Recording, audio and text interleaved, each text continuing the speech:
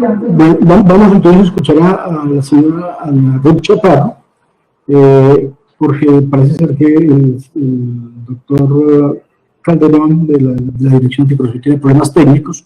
Para ello, entonces, avanzando y no perdiendo tiempo, le damos la palabra a doña Ruth y la escuchamos. Buenos días, un saludo en nombre de la Veeduría Ciudadana para esta sentencia T-302 a los magistrados de la Corte, a todas las entidades sentenciadas, a las entidades de control y a los voceros de las comunidades indígenas Wayuu. A nosotros nos une el interés superior de proteger a los niños indígenas y por eso tomamos muy en serio la invitación que nos hizo la Corte Constitucional al interior de la sentencia en el numeral 9.32, donde instó a las organizaciones y a los expertos a ser parte del seguimiento y de la veeduría ciudadana. Voy a compartir pantalla.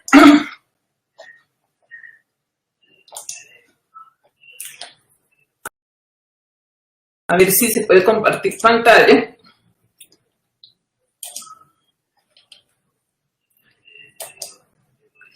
¿Están viendo la pantalla? Sí, lo vemos. Sí, bueno, entonces, nos organizamos varias organizaciones de la sociedad civil para constituir esta veeduría. Está el Centro de Investigación y Educación Popular CINE, la Fundación Caminos de Identidad, también está CODACOP, la Organización Nacional Indígena de Colombia y la Defensa de la Niñez Indígena Internacional. Nosotros constituimos un equipo de trabajo intercultural e interdisciplinario que se dedicara de tiempo completo para hacerle seguimiento a la implementación de esta sentencia. ¿Qué hicimos? Por una parte, el estudio del expediente judicial, pero también el análisis de los planes de desarrollo y de información territorial y comunitaria, reuniones con líderes, comunidades e instituciones, hicimos ejercicios serios y sistemáticos de verificación en campo, y hicimos el análisis documental de las acciones y planteamientos de las entidades accionadas y de los organismos de control. Frente a la primera pregunta que nos formuló la Corte sobre el nivel de cumplimiento de la sentencia, tenemos que decir con toda seguridad y después de un largo acervo probatorio que el estado de cosas inconstitucional continúa inamovible, que no se han cumplido las órdenes contenidas en la sentencia y que la grave situación de los derechos de los niños y sus comunidades continúa y se ha agravado a causa de la pandemia del COVID-19. Ya mis antecesores han mencionado algunas cifras. La sentencia contempló que se declara superado el estado de cosas inconstitucional cuando la mortalidad y la desnutrición igualen a la media nacional. En la primera línea de mi presentación está la mortalidad infantil por causas asociadas a la desnutrición. Estos son datos oficiales. Y todo el tiempo permanece muy por encima de la media nacional y en el 2020, como pueden ver, en La Guajira hay 46.2 sobre 5.40, lo que quiere decir que está 8 veces más. Danos un segundo, es muy importante lo que nos estás diciendo, pero no se está viendo los datos que nos estás transmitiendo. Vamos a ver si el SINDOC nos pone la presentación que tú nos trajiste. Danos un segundo, por favor.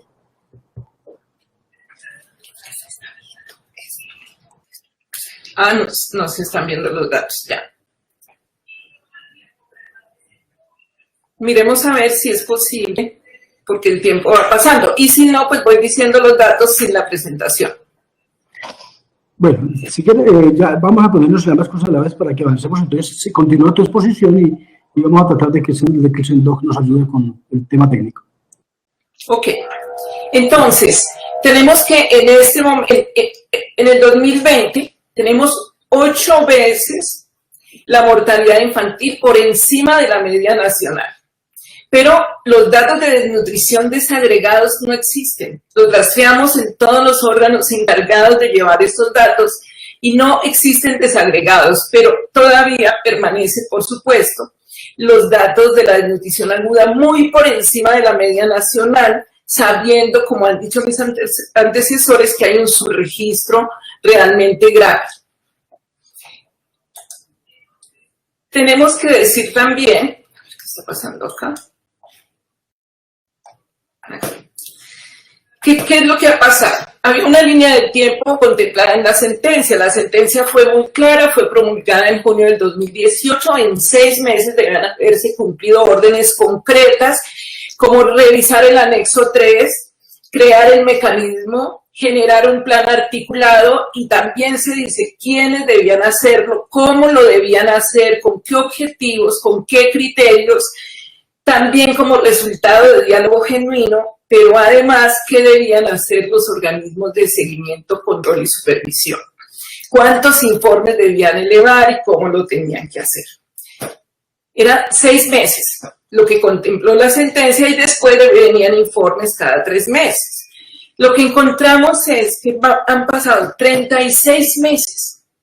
36 meses de un comportamiento estructural inadecuado, donde se pide plazos, se entregan informes parciales, se sacan disculpas, se hacen reuniones de afán, se dice no es mi competencia, se le atribuye la competencia a otros, y han pasado 36 meses y en este momento no solo no se ha cumplido el tiempo, sino que no existe el mecanismo de seguimiento. Hay una mesa intersectorial que es parte del mecanismo, pero no está el mecanismo completo, pero además no está en funcionamiento, como decía el procurador, el viceprocurador. Tampoco está el plan articulado. Lo que encontramos son informes desarticulados de ofertas institucionales, que ya lo ha dicho tanto la Defensoría como la Procuraduría, lo mismo que las organizaciones indígenas, y siempre buscando alguna disculpa. Cuando no es el invierno, entonces es el huracán o es el COVID. Siempre hay una razón para estar dilatando. Y lo más grave es que en esos 36 meses se murieron 285 niños por causas asociadas a la desnutrición. Y estas muertes eran evitables, es decir, ellos no están muriendo de desnutrición, ellos están muriendo por un comportamiento negligente de las entidades responsables, que deben tomar las medidas que ya les dijeron cuáles, cuándo y cómo, y no lo hicieron. En el año 2018 murieron 118 niños, estos son datos oficiales todos del CINIGILA. En el 2019, 84, en el 2020, 65, pero claro, el ICBF nos dice que no hubo búsqueda activa, hay un subregistro sin duda, y en lo que va del 2020 han muerto 18 niños a la fecha. De las muertes en el 2021, del nivel nacional, el 26.1 corresponde a La Guajira. Si el estado de cosas inconstitucional se supera cuando la mortalidad de la desnutrición igual en la media nacional, estamos muy lejos de superar ese estado de cosas inconstitucional. Nos pregunta la Corte cuáles son los principales obstáculos, porque aquí lo que tenemos claramente es un incumplimiento estructural de las órdenes de la sentencia, un desacato. Tengo que decirle a la Corte que los obstáculos son los mismos que ella identificó en el 2017. Inexistente sistema de información, eso ya lo dijo la Corte en el 2017. Que no hay un censo georreferenciado, que no hay una línea de base, que no hay un monitoreo de los indicadores, eso ya se dijo. Por lo tanto, esa causa permanece inamovible. La desarticulación también ya en 2017 de manera amplia y suficiente, el documento de la sentencia muestra la desarticulación en todos los niveles. Y lo mínimo que debían haber hecho es el mecanismo especial de seguimiento. Reuniones improductivas, documentos, correspondencias, listas de asistencia, pero no existe el mecanismo en este momento que esté funcionando. La falta de planeación articulada, tenía que haber un plan articulado, ya mis antecesores han mostrado cómo ese plan articulado, pero nosotros revisamos los planes de desarrollo y ninguno de los planes de desarrollo incorporó los objetivos mínimos constitucionales, ni le pusieron indicadores y tampoco presupuesto. Entonces, sin una línea de base, sin conocer la población, ¿cómo poder hacer una planeación que tenga unos criterios de priorización, de gradualidad y de universalidad? Esto lo dice la sentencia con toda claridad. El inexistente diálogo genuino, ya lo dijo la Corte, desde el 2017 muestra cómo no hay un diálogo intercultural profundo que permita de verdad asumir la corresponsabilidad del pueblo wayú y del Estado colombiano para garantizar los derechos de los niños, que es lo que realmente nos interesa. Y a todo esto hay un comportamiento institucional que me parece que es la enfermedad más grave de la que estamos sufriendo como sociedad, y son entidades que de manera reiterativa eluden sus responsabilidades. Nuestra veeduría envió 166 derechos de petición solicitando información del cumplimiento de las sentencias. El 91% no respondió. No responden. Y así revisando la información tanto de la Procuraduría, incluso de la Corte, no responden. No responden a los derechos de petición. Pero ese 9% que sí responde, de ese 9% que sí responde, el 62% dice no es mi competencia. Le toca a la Consejería de las Regiones, o le toca al DAPRE, o le toca al gobernador, o le toca al municipio, y entonces redespachan la correspondencia. De la correspondencia redespachada, el 100% nunca la responde. Hay cambio frecuente de funcionarios, sobre todo a nivel nacional, incluso del regional, llegan nuevos funcionarios del nivel de contratación a preguntar dónde queda la Guajira, cómo es que viven los wayú, y no estamos para eso. Yo creo que se necesitan profesionales de nivel técnico que de verdad conozcan la región, y hay muchísimos wayú preparados, que no solamente tienen su formación profesional, sino que han hecho investigación en la región y que podrían tener un muy buen desempeño.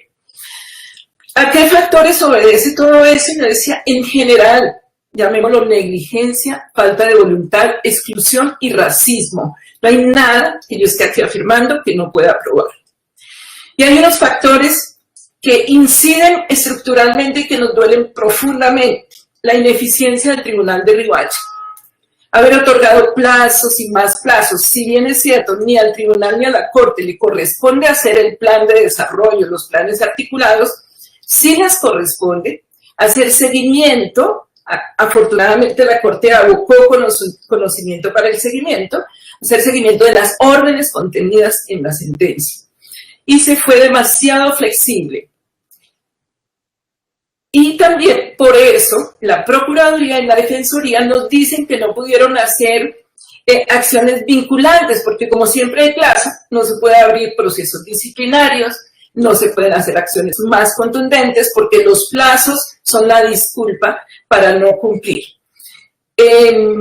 Los organismos de control, la Procuraduría, hay momentos en que hace un esfuerzo, pero no tiene un plan serio para hacerle seguimiento a la sentencia. Las visitas muchas veces son de última hora, son visitas de afán también, sus informes, muchos de estos informes suceden porque hay un requerimiento del tribunal o porque la Corte nos requiere, pero no hay un plan articulado y fuerte que en realidad garantice que las entidades de control están cumpliendo con su función. Hace 2 años no había visitas de la Defensoría del Pueblo. Solo ahora, porque hubo el requerimiento de la Corte, entonces mandaron una comisión y una comisión nuevamente de afán. Yo valoro mucho todo el trabajo que ha hecho el nivel técnico de la Defensoría, porque dio muchísima información para que se pudiera dar la sentencia, pero ha bajado su compromiso de ayudar a garantizar los derechos de los niños al mínimo vital. ¿Y esto qué nos genera? Un estado de cosas inconstitucionales permanente, una mortalidad de desnutrición vergonzosa, un pueblo en riesgo de desaparecer, que ya lo decía Gustavo Balbuena. En el auto 004 del año 2019, ya la Corte reconocía que el pueblo wayú estaba en la lista de los pueblos en riesgo de desaparecer por necesidades básicas insatisfechas, pero también por conflicto armado. Y eso genera un inconformismo social. Lo grave de no cumplir una sentencia es que se le está mandando un mensaje al país y al mundo de que aquí el Estado puede desacatar las sentencias y nada pasa. Nos preguntan también por los objetivos que tanto se han alcanzado. Si no hay un plan, si no hay un sistema de información, pues es muy difícil poder decir hemos avanzado. Sí, hay actividades desarticuladas, pero no tienen ni la gradualidad ni la cobertura, ni están directamente enfocadas a los 8 objetivos, pero además tampoco son el resultado del diálogo genuino.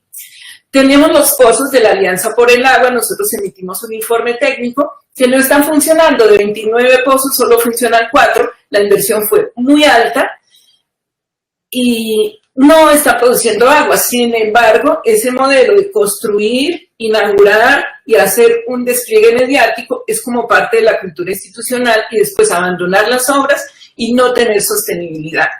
Las pilas públicas, ya ustedes han dicho, es una solución parcial, todavía en experimentación, no tienen la cobertura suficiente y ni la sostenibilidad suficiente. Dependen de que el invierno deje pasar los carrotanques, de que haya combustible en la zona, dependen de una cantidad de cosas. Y tenemos muchísimas comunidades que no tienen acceso al agua. En la alimentación, ya ustedes dijeron, no hay cobertura universal del PAE, los proyectos que presentan sobre seguridad alimentaria son experimentales, como dijo la Procuraduría. Las huertas y apriscos que establecieron en el marco de la Alianza por el Agua con una inversión altísima del Estado tampoco funcionan, y en el marco del COVID, los indígenas, por supuesto, disminuyeron sus ingresos, tuvieron que encerrarse mucho más, y el hambre viene aumentando, y la asistencia humanitaria no es universal. Por muchas comunidades no ha habido ni siquiera un mercado, y en las otras, a lo sumo, un mercado. La participación, no voy a profundizar en eso, porque no existe una participación real. No se considera todavía que estos pueblos son parte de la solución. Con relación a la movilidad, el sector rural sigue moviéndose por trochas, que son trazos en el piso, que solo funcionan en verano, y siempre se escudan de que el difícil acceso, por difícil acceso no hemos podido ir, es que la dispersión y el difícil acceso, pero eso ya se sabía desde hace muchos años. El sistema de información no es confiable, no está articulado, y cuando los indígenas presentan sus censos o presentan sus datos, no confían en esos datos.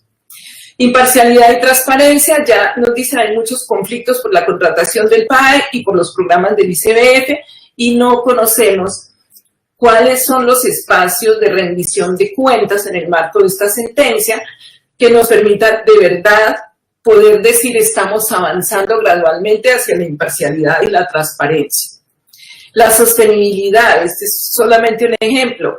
Los 29 pozos, de los 29 pozos, los que están dañados porque no hubo seguimiento técnico y porque no tienen doliente. El municipio dice que no le toca, la nación dice que se le entregó a las comunidades y jamás previeron la sostenibilidad. Ese es un cuello de botella muy grande. Yo voy a señalar aquí unos obstáculos para el diálogo genuino. Primero, la legitimidad de los interlocutores. Los funcionarios del Estado que generalmente van de afán, con agendas impuestas, y generalmente es personal que cambia. Se está cambiando de interlocutores con relativa frecuencia en distintos niveles, y estos interlocutores no tienen un nivel de decisión efectivo. Y por otro lado, quieren encontrar unos voceros guayú sin entender que en realidad en los guayú la democracia representativa no funciona, que ellos tienen unas prácticas participativas y descentralizadas. Las instituciones siguen insistiendo en una comunicación escrita y documental, están más preocupadas por elaborar documentos, actas y recoger firmas que por un diálogo profundo y genuino, mientras que los guayú, pues su comunicación es oral y la palabra es el compromiso, y es necesario conciliar lo escrito con lo oral. Mientras que las instituciones centran su manera de proceder en un conocimiento fragmentado, hagamos la mesa de agua, la mesa de salud y la mesa de alimentación. Para los indígenas el conocimiento es integral y es vital. Para las entidades el tiempo es lineal y laboral, de 8 a 12, de 2 a 5. Para los indígenas el tiempo es cíclico, y esto se puede articular, por supuesto, se puede conciliar.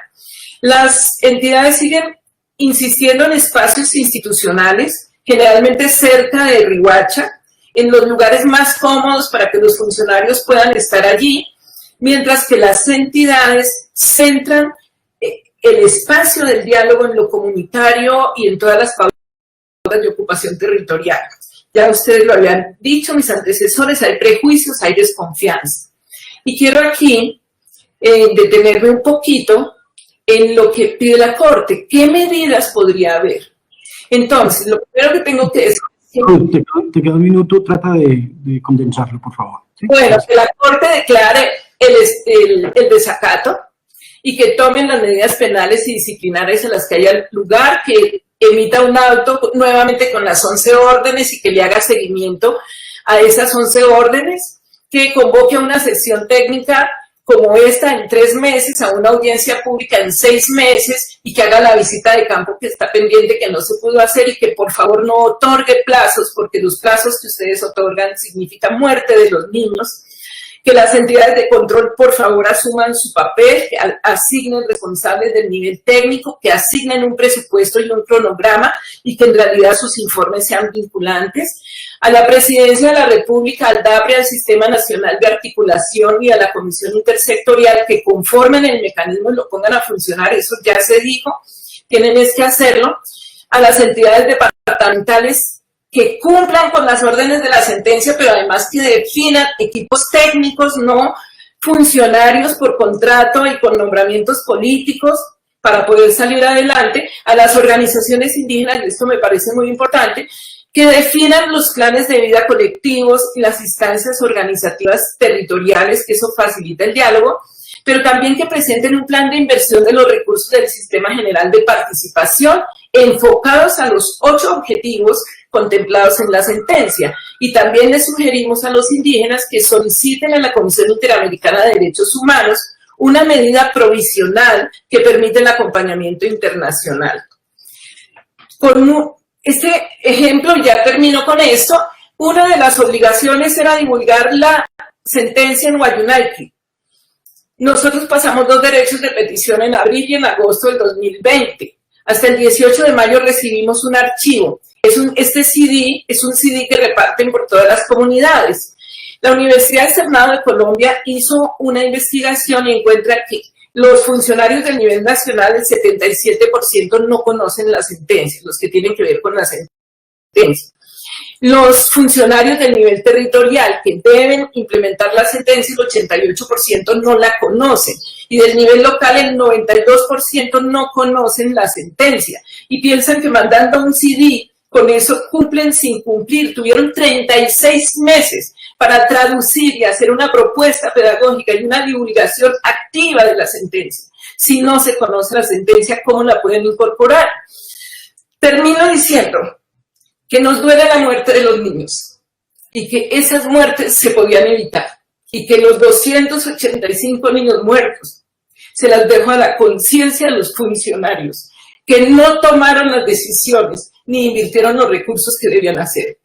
Y la vida de los niños que en este momento están con desnutrición y que están en riesgo de morir, la dejo en manos de la rama judicial, de la rama ejecutiva y de las entidades de control. Como sociedad civil vamos a seguir con un trabajo técnico, proactivo. Mire, no es posible que condenemos a los niños a morir de hambre. Muchas gracias. Pues muchísimas gracias. Yo no voy a decir más nada porque todo lo que diga seguramente será nada alrededor de su claridad y de su puntualidad y sobre todo de su mensaje triste. Con estas palabras de cierre, simplemente si hubiera que resumir esta sesión con una palabra, es con la palabra conmovedor, es decir, escuchando a unos y otros, la verdad es que queda la sensación de que necesitamos voluntad para cumplir, necesitamos capacidad de entender la necesidad de la inclusión, es decir, cuando escuchamos a los representantes del pueblo wayuu dolidos porque son invisibilizados o simplemente porque no son tenidos o inclusive porque se les minimiza su condición de sujetos de derecho. Esta palabra que decía uno de ellos, no nos tienen en cuenta. Y una de las, digamos, de las preocupaciones de estos tiempos es justamente el reconocimiento. Cuando las personas no son reconocidas, harán todo lo posible para hacerlo. Y si ustedes recuerdan, la primavera árabe justamente inicia porque era un problema de reconocimiento. Es decir, si no nos tienen en cuenta, si no nos reconocen, seguramente no habrá fórmulas posibles de arreglo. Así que entender eso es muy importante para la construcción de esas dos palabras tan importantes, diálogo genuino. Hay avances, seguramente, que sí, nos los han mostrado los indicadores, pero en todo caso también es claro que son insuficientes. Es decir, el nivel de cumplimiento no es para nada satisfactorio en las palabras casi de todos, inclusive de las instituciones. Digamos que en alguna medida la pandemia y factores distintos han imposibilitado que fuera lo plausible. Creo que hay que también, como lo decía la doctora Ruth Chaparro, quizá la omisión del tribunal en ser lo debidamente decidido y participativo y proactivo en el cumplimiento de la sentencia hubiera generado mejores resultados. No vamos a decir que es que esta sentencia se va a convertir en realidad porque la asumió la Corte, pero por lo menos tenemos la esperanza de que avancemos y que con 3 magistrados delante, todos los días empujándonos, podamos lograr mejores cosas al lado, claro, por supuesto, de las instituciones. Esto puede tener jueces muy potentes y jueces muy fuertes y ser la supercorte, pero si desde el gobierno y todas sus instituciones, el bienestar familiar, la Consejería para las Regiones, todas, si desde allí obviamente no hay, digamos, tomarse en serio el cumplimiento de esto, pues no pasaremos de lo que dice Mauricio Albarracín, hacer desacatos, admoniciones y cosas de esas, pero seguramente, o inclusive de las peticiones a la Procuraduría representada por el doctor Thomas en que hagamos muchas investigaciones disciplinarias. Eso seguramente no servirá para nada, y no servirá para nada porque al final simplemente son estadísticas en clave de sanción, pero finalmente no habremos logrado el fin, que es avanzar en la protección de los niños. Yo mire que los estándares que pide la sentencia no son para nada óptimos, es decir, que quedemos siquiera en los promedios nacionales, o sea, eso ya es demasiado grave. Es decir, la necesidad del diálogo genuino y sobre todo aquí hay un tema, la construcción de información, los acercamientos, he subrayado una gran cantidad de palabras aquí, son necesarias. Yo quiero terminar simplemente con esta frase que he escrito aquí un poco al correr de las exposiciones. He sacado esta conclusión. El grado de civilización de un país también puede medirse por el nivel de importancia que ese país otorga a la alimentación y a la salud de sus niños y sobre todo de los más vulnerables. Cada niño guayú muerto por hambre nos degrada como nación y nos muestra como un país indolente, atrasado y sin ninguna perspectiva decente de futuro. Yo quiero poner esas palabras un poco como admonición y como conclusión de esto, y son simplemente el acicate para seguir hacia adelante, para construir y para hacer realidad esta sentencia. Qué bueno hacer una fiesta cuando todo esto esté cumplido, señores y señoras. Es decir, qué bueno que podamos decir que la Corte Constitucional ha logrado en la mayor medida de lo posible que esta sentencia sea una realidad y que lo hemos hecho entre todos, entre ustedes y nosotros, simplemente desde nuestro papel de vigías y de acicates, jamás reemplazando la política pública que hay de ustedes como gobierno. Con eso queremos terminar y quiero agradecerle a todos y a todas su tiempo, su dedicación y la preparación de esta audiencia, que no es nada fácil. Muchísimas gracias a las instituciones, a las comunidades, a los magistrados y al personal auxiliar de la Corte Constitucional, sin cuyo concurso esto no sería posible. Tengan todos y todas muy buenas tardes y espero vernos pronto, como dice Mauricio, quizá en 3 meses, si le hacemos caso a sus sugerencias. Así que muchísimas gracias, buena tarde, buen fin de semana y feliz almuerzo a todos. Estén muy bien.